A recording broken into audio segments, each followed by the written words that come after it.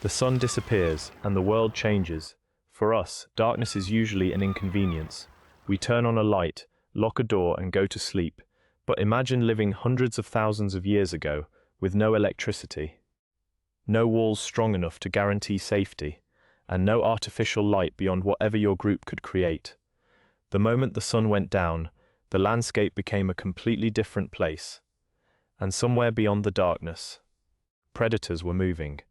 For early humans, night was not simply the end of the day. It was a survival problem. Long before cities, agriculture, or written history, our ancestors had to solve a strange evolutionary puzzle. How do you sleep when you are also something else's prey? The answer may have begun with something that seems almost ordinary today: fire. Archaeological evidence suggests that members of the human lineage were using fire hundreds of thousands of years ago. And evidence from Wonderwork Cave in South Africa has pushed possible fire use by Homo erectus back to around 1.8 million years ago. But exactly when humans learned to reliably create fire, rather than simply collect and maintain natural flames, remains debated. That distinction matters. Imagine discovering a wildfire. You don't yet know how to make fire yourself, but you understand that the glowing material can be carried, protected, and fed with dry fuel. Suddenly, something terrifying becomes something useful. A flame produces warmth. It illuminates the darkness. It can help cook food. And perhaps, most importantly at night, it changes the behavior of animals around you.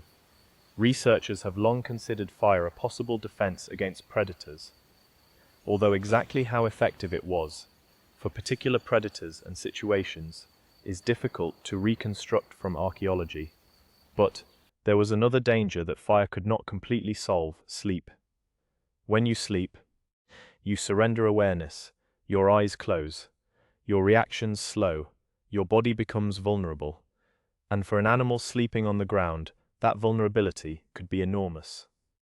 Some researchers have proposed that the evolution of human sleep was shaped partly by the danger of sleeping on the ground, where predators could experiment, in which some individuals could rest while others remained alert. We cannot watch an ancient human camp at midnight. There are no recordings, no written accounts. Only fragments remain: burned bones, ash, stone tools, caves, sediments, and the changing anatomy of our ancestors. But those fragments tell a remarkable story. At some point, humans began spending more of their lives on the ground. That created opportunities. It also created risks. And fire may have helped make that new lifestyle possible. But surviving the night required more than keeping predators away. It required staying warm. As humans moved into colder environments, maintaining body temperature became increasingly important. Archaeological evidence shows that fire was eventually used repeatedly in caves and habitation sites, while its role appears to have included warmth, cooking, and creating illuminated living spaces. And then something unexpected happened. The darkness that once forced humans into inactivity became an opportunity. Around a fire, people could remain awake after sunset. They could process food, make tools, repair equipment, share information, watch children, and simply remain together. The fire was no longer just a survival tool. It became a social center at Lazaret Cave in France. Researchers studying hearth locations found evidence suggesting that early humans deliberately positioned fires in ways that balanced smoke exposure with space for activities such as cooking, tool-making, and socializing. Think about what that means. A fire changes not only the temperature of a shelter, it changes the architecture of human life. People gather around it. Faces become visible. Hand-ins become visible. Food becomes visible. The darkness retreats a few meters, and inside that small circle of light, human interaction becomes possible. Perhaps this is one reason the story of human civilization begins, in a strange way, before civilization itself. Not with a city, not with writing, not even with farming, but with a group of vulnerable animals sitting together in the darkness, protecting a small flame. And there is an even deeper mystery. Fire did not merely change what humans could do. It may have changed how humans lived together. Every night presented the same decision: who gathers the fuel, who maintains the flame, who watches, who sleeps, who wakes. These simple tasks require cooperation, and cooperation requires trust. We should be careful not to imagine that every prehistoric group sat around a perfectly organized campfire, telling stories until morning. The archaeological record cannot reveal such details, but the basic problem is undeniable. Sleep makes an individual vulnerable. A group can reduce that vulnerability. Fire can extend visibility and provide warmth.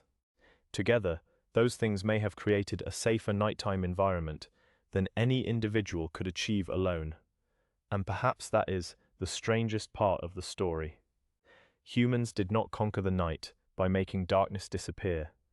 They learned to create a small island of safety inside it. A circle of warmth surrounded by cold, a circle of light surrounded by darkness. Outside it were predators, weather, uncertainty, and everything our ancestors could not see. Inside it were people. For millions of years, survival depended on understanding the difference between those two worlds. And eventually, that tiny circle grew, from a fire to a shelter, from a shelter to a camp, from a camp to a village, from villages to cities filled with artificial light. Today, we can illuminate an entire landscape with the flick of a switch.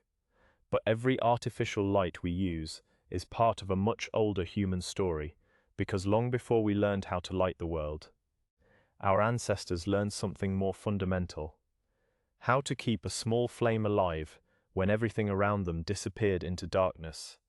And perhaps civilization did not begin when humans finally conquered the night. Perhaps it began when they learned they didn't have to face it alone.